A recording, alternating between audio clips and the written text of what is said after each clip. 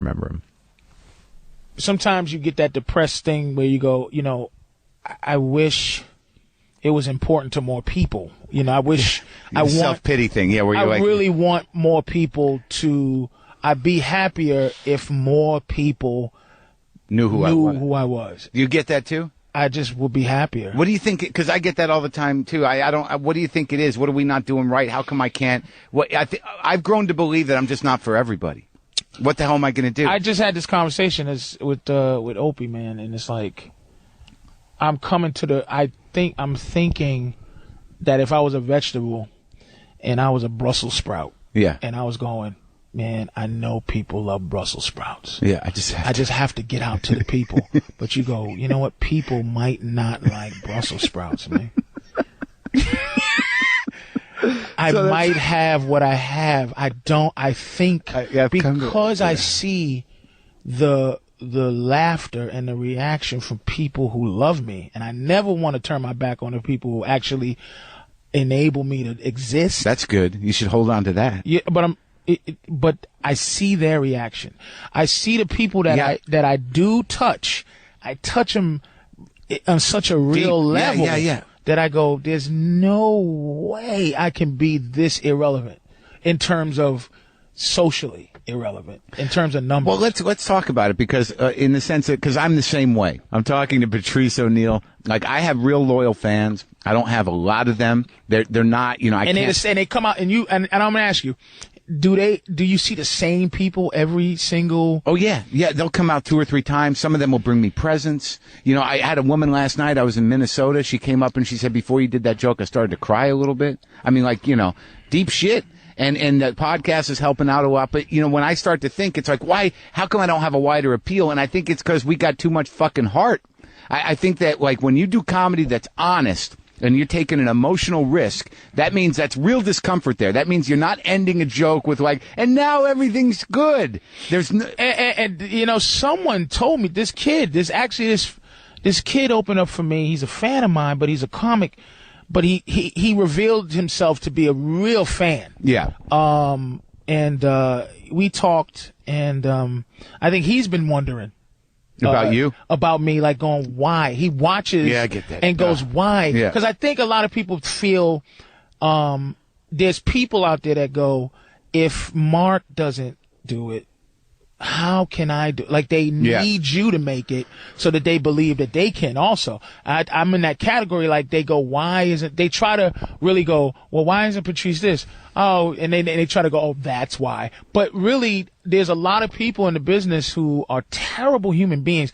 I'm not a terrible human being. I'm actually, I'm loyal. You're an honest guy too, which can work against us. I'm trying to be honest because I know that I have skeletons. I know that I have issues. I know that I have things in my life that, I always said I know why. I know exactly why Michael Richards and Pee Wee Herman, why their careers suffer, is because they had put themselves out there as these people who were fun-loving. Right. Their characters clowns are just yay. Yeah. So when one goes nigger and the other one is jerking off, he has a kid's show. It's like he was living a lie. And when people expose you for lying, like the Tiger Woods thing, I always thought he should go, hey man, look, my wife. If he had said this, my wife won't lick my asshole. Yeah. I love it licked. Yeah. This waitress licks my asshole. Yeah. I should be able. When should he have said that exactly? As soon as they put him in a corner, as soon as I noticed something about, and this is talking about comedy. Yeah. I noticed a long time when I'm bombing. Yeah. When I'm bombing, the worst thing to ever do is try to not bomb. The best thing to do is take everybody to die. Everyone dies.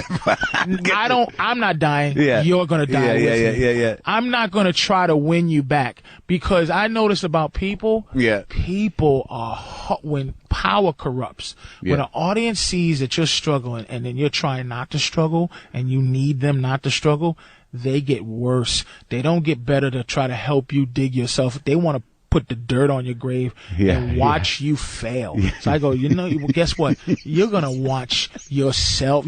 Everyone's going to fucking be miserable.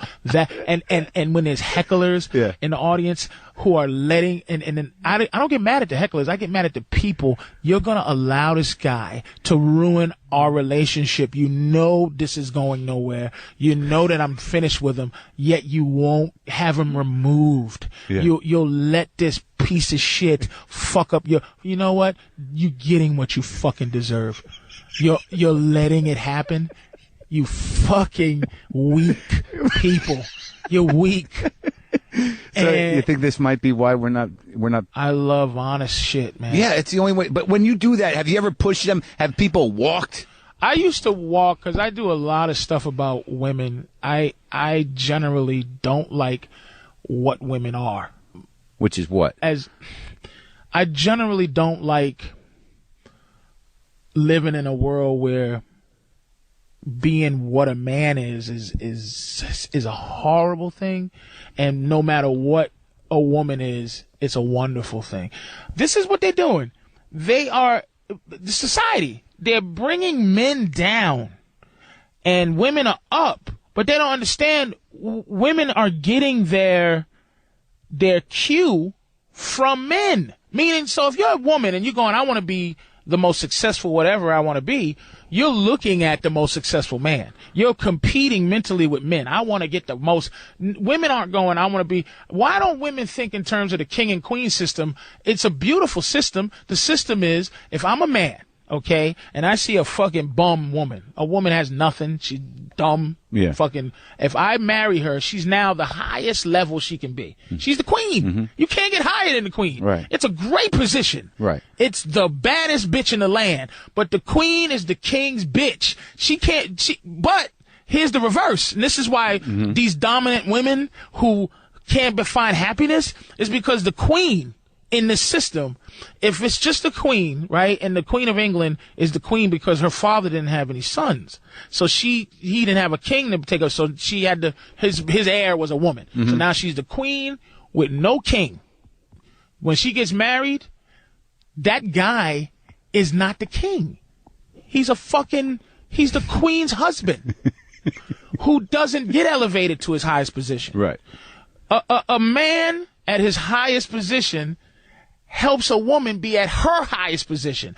A highest position woman who has a lower man can't be happy. It's nature. It's fucking nature. All right. Okay. So these points of view, I mean, this assessment of how it all works, could this be part of why you're not as popular? Yes. Every time I talk, I go, this is ridiculous, but I have a woman who has been around me a long time. This is a woman you were with. I'm with now. I mean, my queen, my woman, who, in every woman's fashion, is trying to take me down. It's like Valkyrie. How does that? Operation Valkyrie. These bitches, they hate being women, man. I'm telling you. But Mark. wait, let me ask you. So let me just understand something. So you're saying that women only have the model of success and power that men have established. So when they try to operate within that, they're acting like men. Yes. Which means that they are denying themselves their queenness and will never be happy. Thank you. That's what you're saying. It's like another analogy, more or less. I try to help my girl. I have to think of analogy every day. Oh, I know. You're very good at it. I have to think in analogy terms. It's like you meet, if you're an animal, okay, you're a great white shark. Okay. There's a woman great white sharks and there's men great white sharks. Yeah. To every other animal, great white sharks are just vicious. No other animal looks at a great white shark and go, uh-oh, here comes the girl version. Yeah. Uh-oh. Yeah. A lot of men, okay, we go and try to date within our species. Most male great whites say, oh, wow, there go a girl, oh, I want her. Yeah. Right? Yeah. But women go, I hate the way great whites treat the woman great white. Yeah. So I'm going to now date these penguins or these seals who look at me and they run in fear. And I'm going to catch one and I'm not going to eat it. I'm just going to play around with it and have this particular animal who looks at me with this fear and reverence just go, oh my God, you didn't kill me. Yeah, I didn't kill you. Because, that's why these gorgeous women date these weak men and they Right, but aren't they usually doing that just to piss off the great white? No, they're doing it because they go, I'm not going to sit here and deal with this other great white. So what happens though is they're dating their food, and after a while they go, they're dating their food. I fucking hate this guy. I hate what he is. He lets me do anything I want. I talk to him like he's a piece of shit. I spit at him and he just does nothing. I'm going to eat him. I'm going to eat him. Then she's going, how do I feel like a woman? You fucking date this man. Yeah. Great white. And you go fuck with him. And this great white goes, hey bitch, look, you don't talk to me like that. I don't let no fucking girl sharks treat me like that. I'm not bitch. a penguin. Yeah, I got to deal with niggas trying to hunt me. I got to deal with other man sharks trying to bite me. I got to deal with you, bitch, with your mouth. Yeah. No, that dun music ain't yours. That's mine, motherfucker. I'm top of the food chain. But I have to. How does this analogy work with your woman? I'm the longest relationship she's ever been in. We've been together a good 7 years or some shit. She's been around a long time. I do an old joke where it's like, she's been with me for 8 years. I've been with her for 5. And it's like, I didn't know we were together at that time, but you know how it is. So she's been living truth for a long time where at first it was charming to her. Now she's trying to I call it karate class, man. All the things that when she was strictly the student, she looked at me as the master, and I teach her first kick, like, okay, baby, here, go hi-ya. It's like, oh, she feels good. She's kicking. She's learning moves. She's learning karate. Now this bitch has a 7th degree black belt in my bullshit, and now she thinks she can actually beat me, and she's hard to beat. You back in the day, I could flip her right on the head verbally, whap. Yeah. She'd be like, oh my God, sorry, master. But each level she wants to go up, she thinks she don't want to go out into the world and try her shit. She wants to try it with me. And I'm the motherfucker who taught her, and I'm the motherfucker who loves her. But she's always trying to gain an advantage over me, and I'm the motherfucker and that's where things go bad in relationships, I think, is because, your woman starts to look at you like, he ain't the guy. I go, look, man. If you need to go find yourself another man, if you need to go do what you got to do, I'm not going to allow you to make me unsexy to you because I know how to not do it. I know that you're trying to gain something. So you're saying because I've been in situations where once they get hip to your bullshit, I mean, your model is good, but there might come a time where they're just sort of like, not only am I hip to your bullshit, but I'm tired. Yes, she is tired. She's tired of me. She is, but I'm like, go be tired, because I'm telling you, you're thinking like a square. You're thinking like all these bitches who don't have a man. Go join them, because as eventually what she's looking for out of me is to do some of the things that her food does.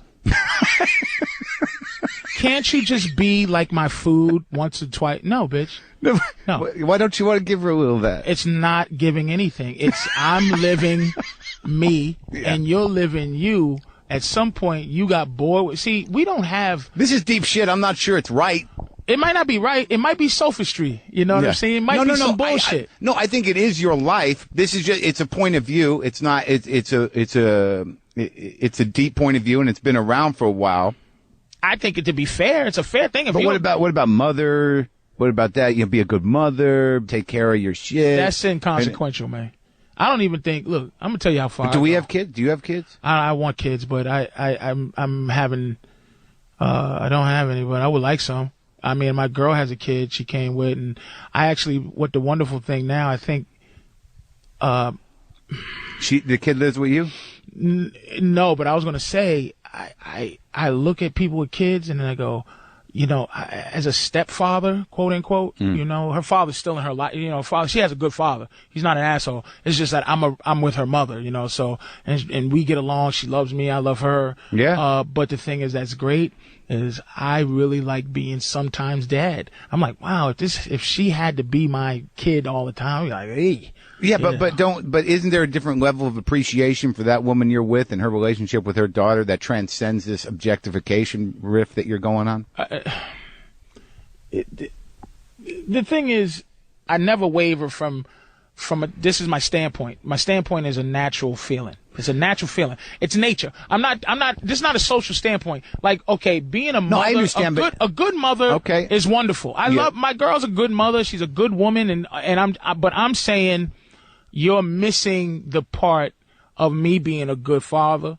Let's talk about it. A good man. Yeah. Me being a good son. Okay. Okay. First of all, as a mother, people will go, you have a mother. And it's like, yeah, but my mother was somebody else's bitch at one time. Meaning, my mother did things to men, and she's told me this, mentally fuck with men. I mean, like, would she go, I've done this, okay, as a woman. Yeah, but we do it too, right? We're not, see, this is the thing, Mark. You can't always. You know how my girl got me? How? I was a guy who was this terrible misogynist when she met me. I'm a lot less. Less. I'm telling you. Yeah. A lot less. Yeah. Because I have submitted to the fact that a lot of things I've done, I don't do. Like, look it. What's your big fear? In relation to women, that you're going to cry, that you're going to, what is the armor about? What is the fight? The fight is, and that's an interesting question, but I'm going to be very honest. I just want my girl to know that, my natural instincts stopped once I said, I made a decision to be, quote unquote, a good guy. I know that fucking a lot of women is bad for her. She don't want it. She wants commitment, and she wants a monogamous relationship, and I give it to her. And I just want her to know that it's not. I just want her to always value the sacrifice. I want her to value that. All I do is want women to understand what we are. What we are. I want a lot of fucking women. Like, every day, I see a woman I go, man, I want the opportunity. I have a decent house, have a decent car. I know it's like being a fisherman, right? Right. And this is, you fish as a fisherman, Mark. Yeah, as a fisherman. If you're a sport fisherman. Cast my line out. As a sport fisherman. Sir. Which is a lot different from fishing to live. Fishing to live. Yeah. You just, and thank you.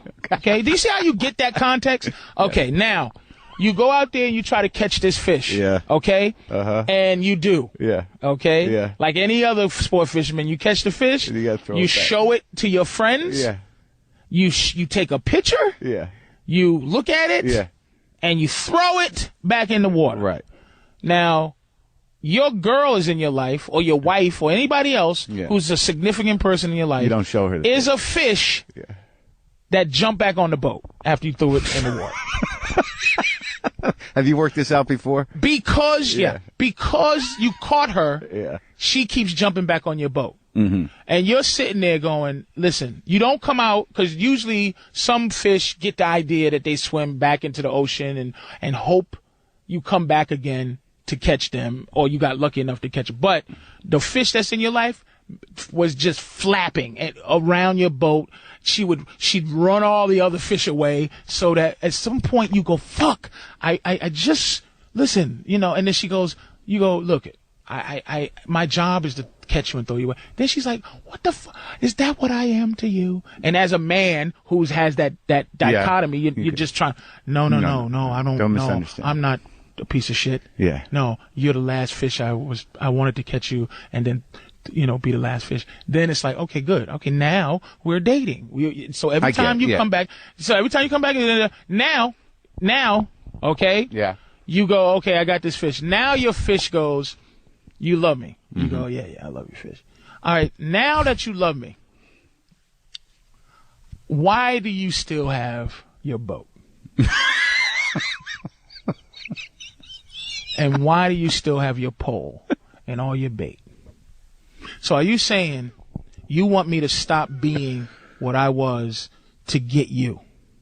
So what that means is, when I stop being what I am, you start to look at me and go, you ain't even got a boat. There's a time where they go, you don't even have a boat. That guy has a boat. You used to be this great fisherman. But why don't you say, well, you can't even swim anymore? They'll never be able to not swim. My girl is gorgeous. If she plays her cards right, dude, there's never a time where she can't get something. Look, my girl got me to fuck with her. She was waiting. She just was waiting. She liked me. And she was waiting for some reason. You see my girl and you go, why is she waiting for me to fuck her? Which gives me more arrogance because I know that women are better than us because a guy like me could get a girl like my woman. It's just because they love differently than we do. Yeah. What she did is finally, after all this time of kind of waiting and kind of being there, she invited me up to the house and she put a t-shirt on and went to take a shower and stuff, and she's talking to me, and same old, and she went to go turn the TV and bent down so that her fucking pussy and asshole was just showing as she picked something up, and she knew I was looking, and I'm like, oh, okay, it's in my face, and so she's, and by the way, here's the arrogance of having a vagina. She could actually, if I didn't fuck her then, she could actually be officially, have the right to say that I'm gay. Just 'cause she showed asshole and pussy, and I didn't go for it then. Now, I am a fucking fag then. That's how arrogant you can be with having a pussy. There could be no point where you could show your balls and asshole as a marker to pick a woman up or to fuck a woman, and it be acceptable. Yeah. If you showed your asshole and balls, Mark, and as a hey, look at this. Yeah. You saying I make them objects? No, I could never do what they do. What she did to get dick. I laugh at her to this day because it's like, do you see? You showed your asshole and pussy. That's right. But in your model, that's how else is it going to go? They're acknowledging that they've got this and that you want it, and let's they want go this. back to. Okay, where there's never, I know you've never met a woman, Mark, who has taken responsibility completely for what she does. Exactly. Because that laugh says you didn't, because you would have had a contrary opinion. You've never met a woman that went, yes, I'm just wrong. Now, all right, so why don't you present this to the people? Maybe the reason why you're feeling disappointed in how many people understand you or how many people want to be in your audience is that maybe the comedy thing is just part of it. Maybe you need to build this larger, broader fellowship of rough truth. This is almost pimp shit in some way. To be honest, in my worst, I can really say the worst days, where I had a lot of women around. I didn't date any of them, but they just love me. I go, damn it, these girls like me enough. These girls listen to me enough. I'm not hiding any of them from each other. I could be a pimp, and I realized why I couldn't be a pimp, because I'm a good man. All of this shit is based on this is not based on being a pimp. This is based on being a good man, where I go, holy shit, I realized something. I could never live with myself as a man. Allow my woman to sell pussy and give me all the money. I couldn't do that shit. And I realized there are women who get hit in their relationship, and you go, why are you staying with that man? 'Cause I love him. Why? There's women that work a 9 to 5 and give every dime to a fucking bum that's in the house. I just love him. She's a fucking hoe. And he's a pimp. Now it's a matter of, do you abuse that?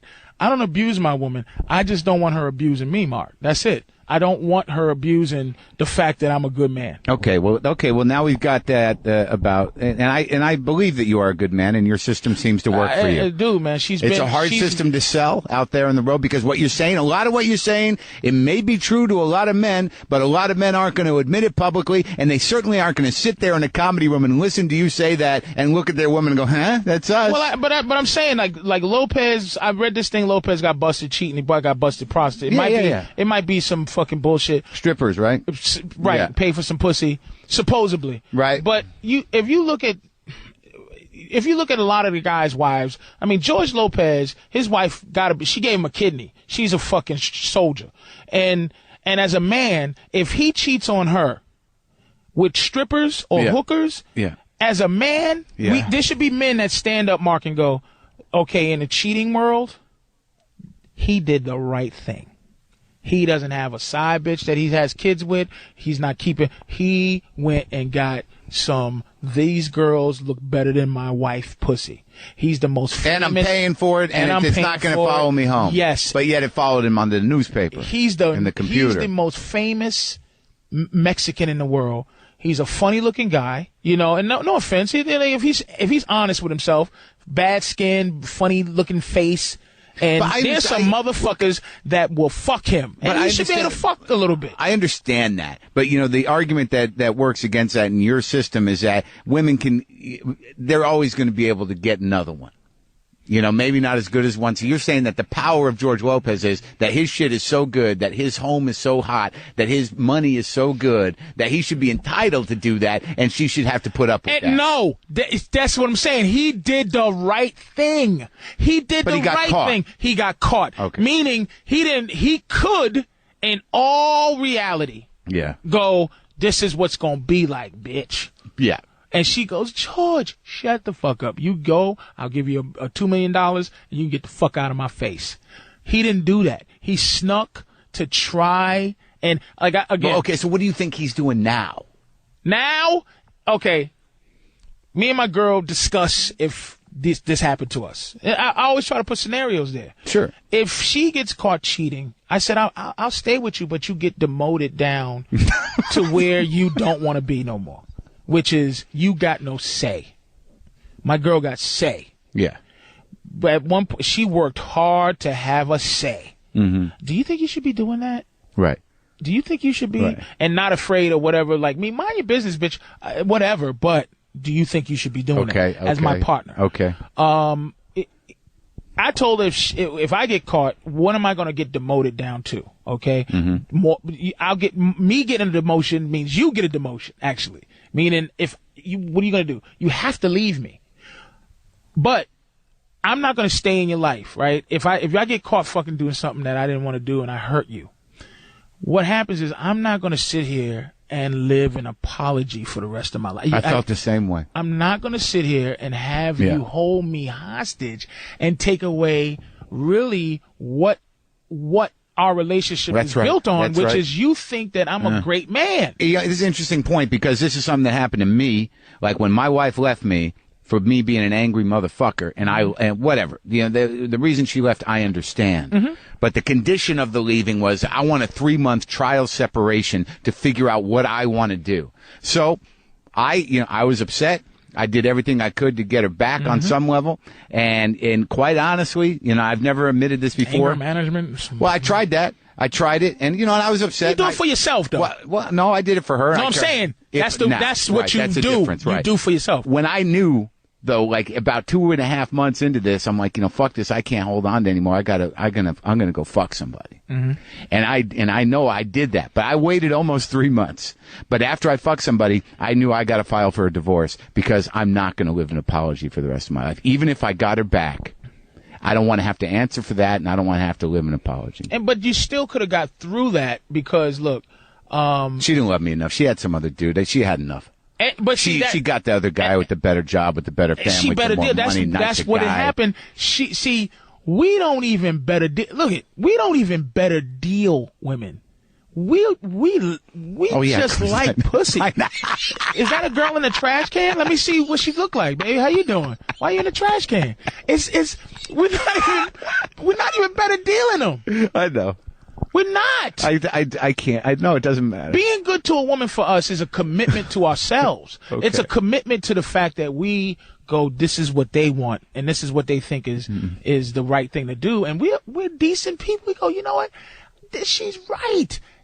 Let me stop trying to fuck everything that moves. It's probably some weird, it's probably some weird compensation for something. And I go, let me be good to this girl. I'm not going to get better. I might be able to get better, good looking, or I might be able to get better Decent, but not together with her. Now let's address race the same way we address sex. Well, I would say it's the same thing, man. I would say. Do you hate white people? That's. I mean, yes, my instinct is to say yes, but I don't hate. Because I don't hate white person. I don't hate white person, white person, right. White person. Singular. You qualified your misogyny. That you said you're better with it. You've got a system that you understand sex and women with. It's your own. It's based in truth. Look, man. Black people, I don't like to think in terms of like being a victim and being black, dude. Mm-hmm. One thing I try to get white people to understand, Mark, is that white is a fluent concept. It's an idea. White to us, and I've said this a few times, but here's what white is to us: the decency that nature has given the Jews in their plight. The decency is to have a villain in both plights. Moses, there was Pharaoh. That nigga looked like Yul Brynner. Mm-hmm. Yul Brynner was the evil force holding you down. Yeah. And God freed you.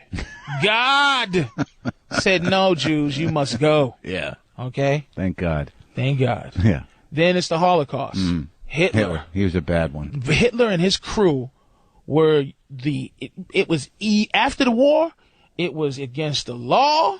You can't even have the mustache no more. Yeah. You can't even rock that. Yeah. You rock that. That's not a law, but it's an understanding. You just don't rock it. Sure. That nigga is the devil. Yeah. Okay. Right. That mustache is the devil. Right. Hitler, then the devil. Right.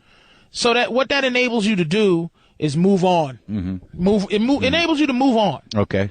Meaning, I don't have to hate every German. I don't have to be bogged down. After the Holocaust, being a fucking Nazi was criminal. To this day, if they find out you used to be a Nazi, you get fucked over. You can't even apologize. Yeah. Oh, no, I only put a couple in ovens. No. You're done. That's right. Okay? Even if you're 100 years old, you're going to jail. You're fucked. Yeah. Which is great for the spirit of being Jewish. It's great. It's just like, we went through this. Yeah, we went through this. But we know exactly what happened. Yeah. We know exactly how many people it happened to, and we know exactly who the fuck did it. Yeah. So it enables you to have a chapter in a book. Yeah. When I start off with white people, I'd say, look, white is the only thing we got from slavery. We don't have we have a finish date. Questionable start date, questionable amount of people that died, questionable effect on our minds. When we were freed, it was like, bye, nigga. Nice talking to you. Yeah. Okay.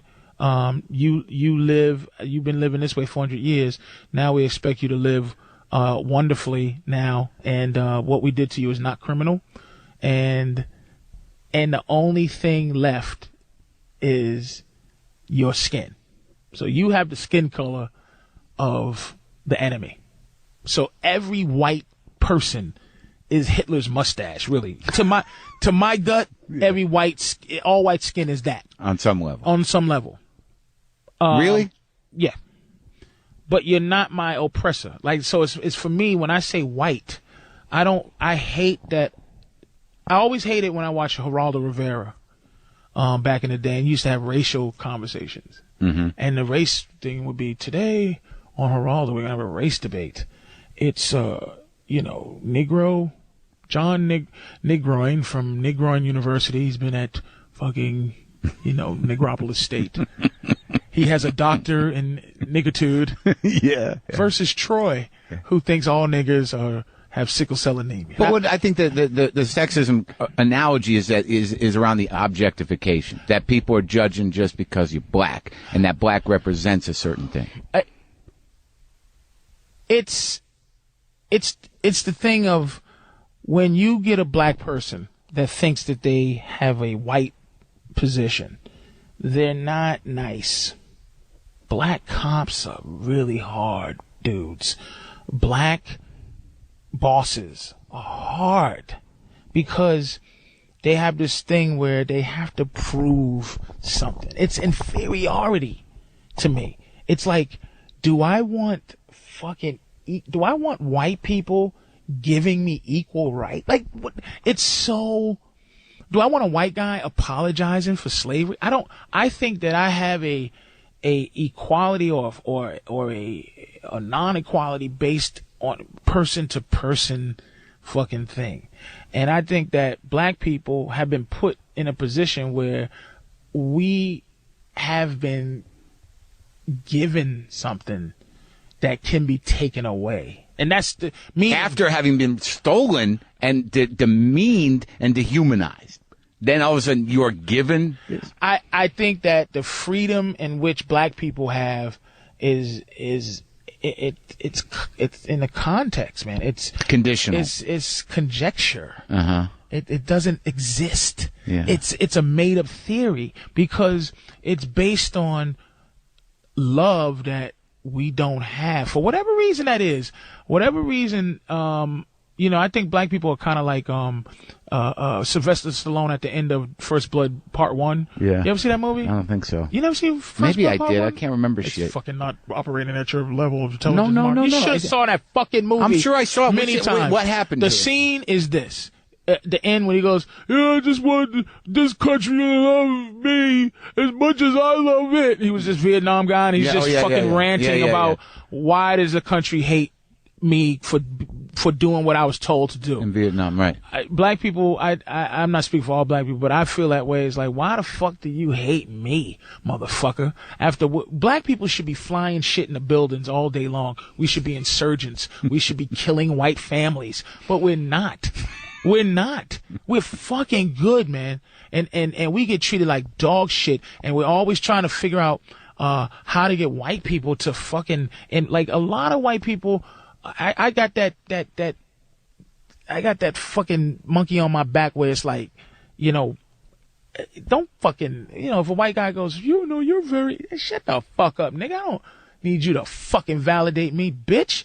You know what I'm saying? I don't care about your fucking love for me. You know what I mean? Stop. We trying to work for this love that it ain't gonna happen. And I don't want no legislated love. I don't want the fucking N-word in my life. If you feel nigger, you could call it flowers and pudding, but it's fucking feeling like nigger.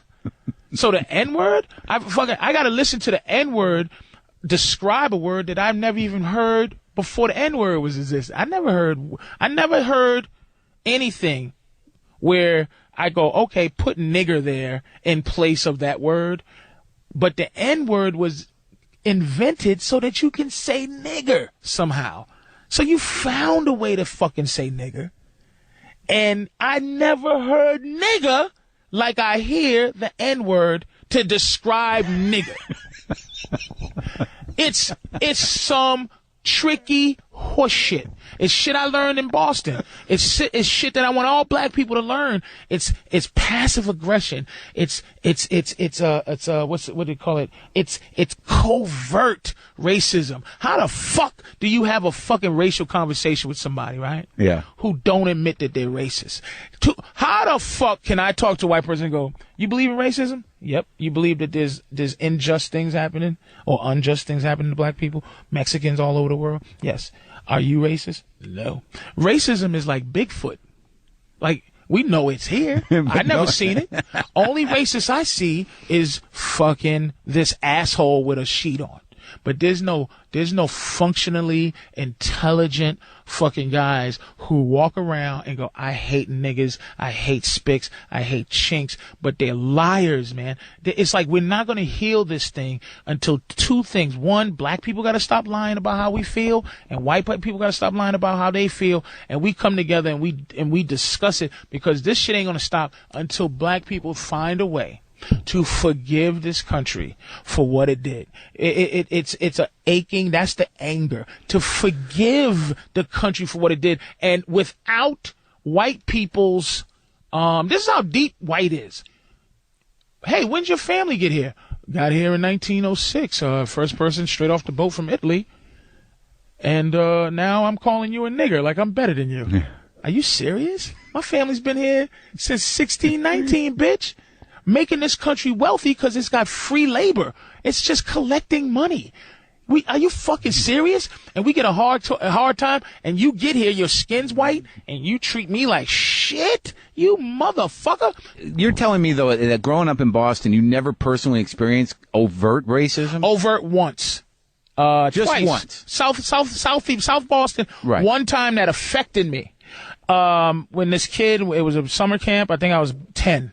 And this kid called me a nigger. This little white kid called me a nigger. It was a game he played with me. Called me a nigger and ran. And I chased him. And he ran to where there was adults. And I grabbed him. And when I put my hands on him, he screamed like Banshee, you know. And I got thrown out of camp. I'm like, he called me a nigger. It's like, so I learned a lesson. What did you learn? I learned they that thought you were one too? Yeah. Right. Nigga. Like, I learned that a lot of things I learned about racism that you don't learn unless you live in a place like Boston. Boston's the worst. It's the worst. You can't learn it down south because you did in a weird way, living down south, you actually have actually a great point. You know, back in the day, I get sprayed by a hose. Well, yeah, there's a history. Dogs. I actually did a line where I said down south there's an ignorance that runs so deep it actually has integrity. There's a history to it. Yes, it is. Hey nigger, and you go, hey white boy. Right. And then here's what I'm gonna do to you. Yeah. And here's what you better hope I don't. It's out. It's not covert. It's historical. Exactly what it is. It's historical. Whereas in Boston, it's all fucking suppressed. I've never seen a city hide its black people like Boston. And then when you learn certain things, look, like the busing thing. Look, here's what I learned out of all of this time that they wouldn't teach you. That I don't understand why they won't teach you. Is the busing. The Boston busing problem was this. They teach me as a Boston black kid, I hate white people, and that's what I'm supposed to do. They're racist. They're this. They're that. But what it is it was a design condition that poor white folks and poor black folks couldn't fight. It was certain people working on a higher level. South Boston High was a civil servants exam school. It taught you how to be a cop, how to be a fireman, how to be an EMT. It taught you how to pass the civil service exam. That's all it did. So what it did, it didn't prepare you for college. It prepared you to work as a fireman. That's why it was all these Irish firemen, all these Irish policemen, you know, all these times. It was all mixed, man. And when they stopped busting these niggas in, they were busting out jobs. So now there's going to be some nigga cops and some, you know, cops were the family business. So it was politics Yes. and power. Yes. I mean, you look at the Kennedys, you know. But at the end of the day, I learned a lesson after that. I said, if I can, and I think this slowed me down a lot mentally, man. And then I got in trouble with the law when I was young, and I learned something about anger. I had a statutory rape thing when I was 17, and me and my friends, you know, fucked this girl, and then this is a long story short. But basically, me and my friends hanging out, bumped into two girls. Yeah. My mother was out of town, so I had the house to myself, and you know, we brought them back, and we had a good time. Yeah. And then, you know, dropped them. Everybody seemed to be happy. Afterwards, you know, you don't know about not kissing and telling. You know, when you're young, you're like, hey man, we had a great time. This girl sucked dick, and we basically were doing a porno. Yeah. And so we told the wrong people, and those people said, ooh, all right, I know that girl. So instead of just taking advantage of the fact that she was just a natural hoe and doing a little work, it was like, hey, I heard what you did in Boston. Why don't you do it to me? Well, I'm going to tell everybody. So they did it. And she's like, I mean, fair to her, you know, she had to protect herself. And she's just like, crying and emotional about what's now imminent. Like, what is everybody going to come fucking blackmailing me for get their dick sucked? Yeah. So she cried to her brother and said, oh man, I got raped today. And her brother went to go fuck these people up. And then as that's going on, he's fucking, this is a week after or 2 weeks after we was messing with. So after after that situation, she's like, okay, I got raped today. And then it's like, I got raped last week too. Wow. So how old was she? 15. Yeah. 15 and 17. But I went to jail for that. But it was a weird thing. How long were you in jail? 2 months, 60 days. Yeah. Because it was like I got lucky. It's weird. I have this on my record, but I got lucky in terms of this. It's Suffolk County, and I know guys that have gone to jail for the rest of their life. I happen to have bad lawyers, but a great judge. In jail, what was that like? It was more fear than they sent us to a place called Concord. Yeah. The MCI Concord was very dangerous because it was, I guess, you seen Star Wars, right? Yeah. It was like, you know, that planet that where everybody was hanging before they went to go off into the other shit in the solar system where they was playing the band. Where you from? I'm from the Mogos system. Right. But MCI Concord was like that. It was like murderers, arsonists, fucking gamblers, everybody from the worst crime to the least was sent there. It was just did they send people who didn't have long sentences there? Or? That's what I'm saying. Right. So guys who were actually sentenced to 60 days were sent there. Kids, I mean, and it was my worst nightmare, meaning I was not a jail guy, man. I just wasn't a jail. I was like, I don't even know what the biggest, it's like. Well, how'd you handle it? What went down? Did it get fucking bad? I'm a big guy. Yeah. And I'm a funny guy. Yeah. I mean, I was funny. Yeah. And I was big. So the biggest thing was that I had a rape beef over my head. Yeah. And the idea is that, you know, those guys get a bad time in jail. And I'm like, oh man, what's going to happen? I mean, you got to understand, I was not fit for that. Yeah. I don't think anybody is. Some people are. Some people are prepared to go to jail for things that they do. Gangsters are ready for jail. No, I get what you're saying. But I mean, fit to be a kid in jail. Yeah, I mean, I was a kid, dude. I mean, and you know, whatever. I mean, so when I get there, I'm not trying to be hard because I know I'm not hard, but I'm just trying to be right, and I'm just trying to go, oh man, fuck me. I'm hurt. I don't know what's going on. I'm in jail, man. I don't know. But I did all my soul searching because he sentenced us. It was weird. He was doing us a favor, but the only thing he did really wrong was I'm an adult and it's on my record for the rest of my life. And people unlike murder, it's like murder. There's a story. Yeah. Like you go, I went to jail for murder. What happened? I was fighting a guy and his head hit the hydrant. And he's like, oh, okay. There's stories. You hear rape, you go, oh God, he took pussy. You go, wait, no, there's the story is just a lie already. Like whatever the story is, it's got to be you're bullshit. a rapist. No, wait. Nothing. I was 17 and my dick went into a 15-year-old. Now the rest of the story is the story, but I didn't go to jail for taking pussy. Now whatever there's all kind of mental shit that can happen to a woman under even any circumstance, whether she gives it up or not. Right. It's like psychologically, I don't know what that effect is. I'm not trying to be innocent sexually because I was doing some deviant shit, but it wasn't taking pussy. It was having a good time. Yeah, whatever. Whatever. Yeah, which ultimately in jail, I'm keeping my head low. I'm playing basketball. I'm just living. And so these guys, these guys that kind of had a heavy rap, and they were there because they were transferring these guys to another prison, and they all were friends. I think they all did the same crime or some shit. They were tough guys. They were all named after southern states and shit. It was like these guys. And white guys, black guys. I don't answer to white guys if you're black in prison. Like white people, we played ball together, but what you did was you. Plus, Concord was the place where it wasn't those gangsters were there, but it wasn't a whole lot of gangster shit because people were being assessed on where they were going next. So you either could go to Walpole, Cedar Junction, or you could go to fucking Knoxbury Farm. Right, holding station. So these guys, they said, look, what's going on with you, man? And I go, what? I'm going, oh man, I'm going, what's? They go, well, what you in for? I go, well, this is the title of my crime. And, Yeah. And they go, well, and they walk and they're making me walk around the yard with them. Yeah. And I'm like, oh God, they're gonna probably walk me to this blind spot here, and they're gonna do something. Oh God.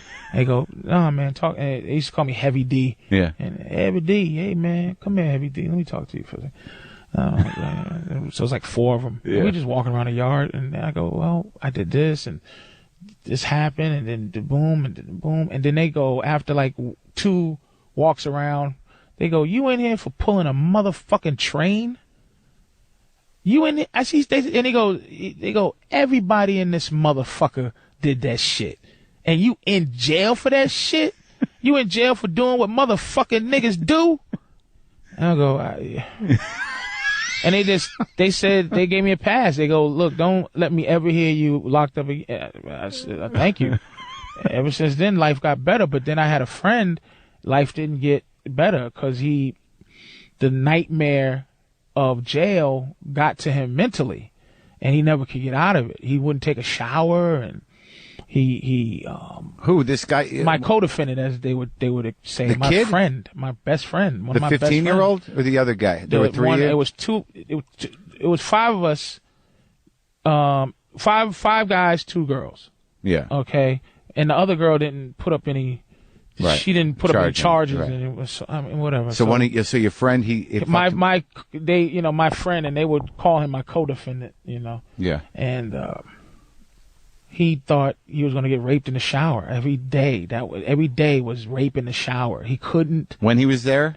When we were both there at the same time. And did it happen? It's just like you go there, and all you've been watching is MSNBC, and Sure. It's like someone's going to shank me in my neck. So you just wear every day you just wear a fucking phone book collar because you go, somebody's gonna, and it's like, dude, take off that phone book. No, I won't take it off. Someone's gonna stab me in my neck. He would always think someone's gonna get him, and he wouldn't shower. And these guys, man, they want their lives. There's guys in there, and look, just because I'm in there for 60 days doesn't make me less angry about it because you're in there for 25 years, but I do know a guy in for 60 days, you make a guy that's in for 25 years happy. You deal with your shit differently than that guy. Yeah. And he was in a position where he's smells really bad in front of guys that are doing 25 years. They have to live every day. No one wants to, So he goes, tell your co-defendant. They keep saying my co-defendant. So I'm like, man, dude, like you gotta. I'm not gonna say his name. Yeah. But he says, I'm like, man, you gotta take a shower, man. These guys here, come on, man. He goes, fuck you, man. You act like you like it in here. I go, no, but I'm saying like you can take a shower, like take a fucking shower, man. Yeah. They're gonna kill you. They start throwing piss on him, and they started throwing piss on him. Yeah, to make him take a shower. And he wouldn't take a shower, and eventually eventually it became torturous, and it was torture for him for at least 45 of the 60 days, and things have been right since. He the next time I seen him after we got out, he came to my house like with a fur coat. He had a fur coat and it was like boxer trunks and shoes. It was weird, and he was talking about, what if Jesus was something other than being Jesus? Like, what if Jesus was a pimp, man? So he snapped. He snapped, and you talk about in terms of trying to have my mind deal with feeling like a victim, feeling like my life has been really ruined, Yeah. I go, okay, look, it's God's design, and this is what I came up with to help me. One, if I was a 15-year-old girl and that was happened to me, I might do the same thing. That helped me. I go, okay. 2, I could have been in there for 10 years, because the crime of statutory, you can get 10 years, period. I got 60 days with 1 year probation, and I was done. So your boy, though, he got fucked up and he never fucking bounced back. He never bounced back. He this is my best friend when I was a kid. But it's weird. It's interesting because he did it to himself. And that, your system of thinking, that your ability to put things in perspective, as bizarre as it may be, in terms of how you make an understanding for your life. He was not able to do that. And I wasn't able to do that either. I naturally was able to do it, but I wasn't able to deliver it as a mental place, Right. To him. To anybody, even to myself. I just naturally, because I didn't have a father, which was a whole nother story. I always kind of, recently, I just realized I didn't have a father. I always got through it and didn't care. But I recently said, wow, this is what you need a father for. You need him. You need a better man when you don't have any more understanding of how to fabricate how to be a man. So, but the last part of how I stopped from hating this girl and not victimize is that I go, look, there's a lot of women who get raped, that the definition of it, humanity taken from them like that. And I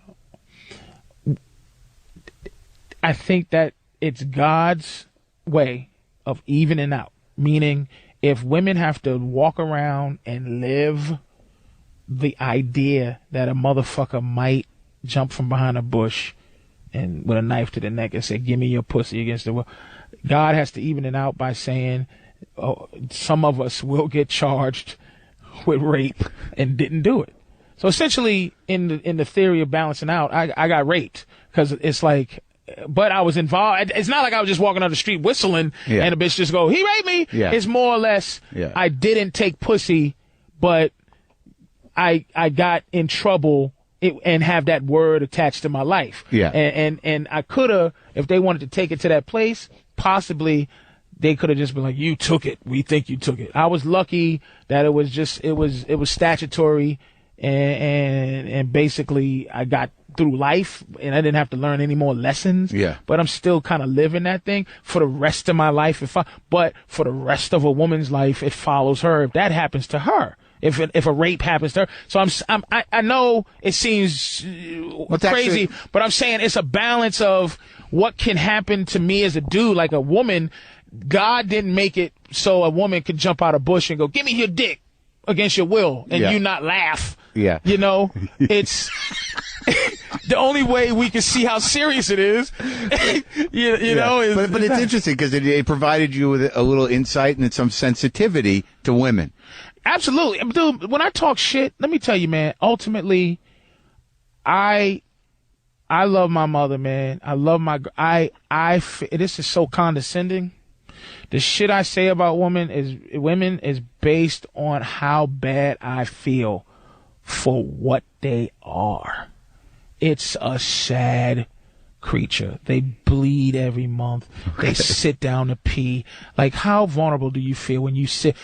When you sit down to pee for whatever reason? Like, if you want to take a shit. I really thought this was going to go a different direction. You really, right? This is why you love your mother. I love my mother because I grew up with no dad, right? She's my mother and my father. He just was look. He was not there like anybody. Whatever reason. Did you ever find him? Why would I didn't want to find him, no. Right. Because you know why? I realized a father is out of curiosity to see what you... Not even, I'll tell you why. I just realized learning, I got denied entry to Montreal recently because of that. I've been to Montreal a million times, but for some reason... Now with all these computers and everything, it's just like they're not telling your story. It ain't a book. It's just you've been charged with this and boom, and you went to jail for that. Went to try to do Montreal this year, and they turned me back. So on the way back, I was driving. I was hallucinating. The rape thing? Yes. Shit. Yeah. So I'm driving back, and mentally, I had reached almost the acme of my madness that I had on my own, and I driving. What do you mean? When you're driving back, you're hallucinating. I'm hallucinating. I'm thinking of things. I'm thinking of one of my pets that I love that got killed. I'm thinking about. I'm feeling sorry for myself. Yeah. I'm thinking, oh man, it's just why do I need it? Why? I'm starting to think about God. Like really, my mother's saying things to me like she's being motherly. She's saying, hey, look, God takes things away from you, so your hands are empty to hold better things. And, all of that kind of advice stuff. And I broke down, like the next day. I got home, woke up, talked to my mother, was talking to my mother, and I realized that I didn't have a father. I realized what a father is. It's an older man who just loves you and gives a shit. And men, when you fall, men say, get up now. Then you see what's injured.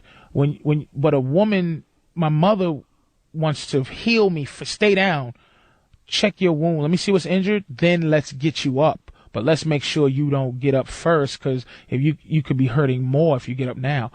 A father, I just never had an adult man older than me that I could just look at like, this is my mentor. I started getting emotional. I'm getting emotional now because I went my whole life. This was recently. This is like last week? This is last week. Just now. 40 years old, and I realized at 40 the concept of what a father was. Yeah. And that I didn't have it my whole life. And it's been killing me. Like when I first learned, I finally learned that, because I was always trying to be logical to what let me tell you, it's easy to not be in a child's life. A sperm could go on the floor. It's in you. If you come inside of a bitch you don't care about, it's the same thing as coming on the floor. So if you come inside of a woman that you don't want to be with, and she goes, I'm pregnant, you go, well, here's the sperm, bitch. Yeah. So I realized anybody could be my father. I didn't have even a father figure, a mentor. I was raised by other men that I watched. Right, people you picked that you identified with. That I just watched and said, he's cool, let me try to copy what he is. But in that conversation with your mother, I mean, was it sadness or anger?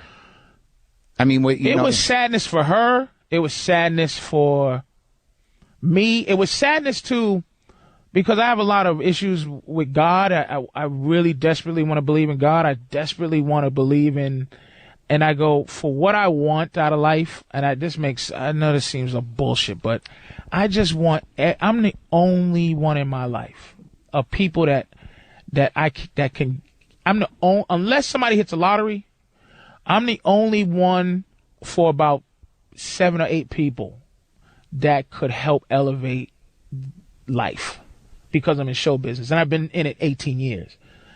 My mother works, and she's gonna work till she dies unless I make it. One of my good friends, he works, and he's gonna work till he dies. My girl, she has a show business like heart, but her kid, a couple of comics that are good friends of mine. It's like, if it ain't me, dude, it ain't gonna be nobody. I just want that. I just want it for them. I always thought to myself, like, I could change now. I could go, okay, well, I'm gonna take it in the ass, like they say you're supposed to in show business. I'm gonna take it in the fucking ass. Do whatever's necessary. Yeah. And if I take it in my ass now at 40 and realize that it wasn't, it's like, this ain't so bad. I'm taking it in my ass. I got a $2 million check. My mother got a house. And my ass it ain't even that. It's just right in my ass. It's not even hurting. That I'm going to be even more miserable, because I should have been I didn't have enough sense or a mentor to say, take it in your ass at 20. Right. So I'm going to go, if I'm wrong now, I can't live with myself. I gotta ride this out. I gotta ride this out. I gotta ride it out. And I don't know if it's gonna pan out. And I really would love for it to pan out, but it might not. And it made me sad, because my mother, she's diabetic, and I'm diabetic. Okay, and I cut my foot, and I think this got me emotional too. I cut my foot. You cut your foot as a diabetic. It's dangerous. I cut my foot, the ravages of diabetes haven't started truly hitting me hardcore. Starting to hit my mom's, feet looking bad, and, she's limping. She's breaking down. I'm watching her break down. And I cut my foot, man, and she jumped on. She just was mom. She cared about my fucking feet, and I'm looking at her feet, you know, swelled up, and she just was making sure my feet were okay. And I'm just like, what for? Like I suck. I'm like, I suck. I go, my mother's still looking after my feet, and I'm like, I'm just want to look after her feet, but I would never motherly be able to look after her feet. I can only financially look after her feet. Get her the best foot doctor. Money's no object medicine. Yeah. Great bed. Yeah. Whatever techniques out there. Yeah. And that's what I need to do to look after her, but I don't have it like that. Yeah. And this is the only way I'm going to get it. And it's just too late for me to I'm realizing shit too late. Yeah. That I'm driving, you know, back from you know, Montreal, and I'm going, what? Did I just realize that I didn't have a father? Did I just realize that? Just now, yeah. What the fuck is that good for? Are you fucking serious? What a waste of time. But that's not true. You know, it's interesting just from you talking to me, and I always knew this about you, is that, you know, you're going to parent yourself one way or the other. That if your parents were inattentive, or they were shitty, or they weren't there, or they were absent, you were going to figure out a way to take care of yourself, and you did. And that is what the gift of your brain is that all this shit, the way you talk about your life and how you make sense of shit, you talk like a father. You talk like a guy that's like, this is the analogy, this is the story, that this makes sense. But it's made me very, it's made me very logical, and it made me very, like, pain. Yeah. Emotional pain.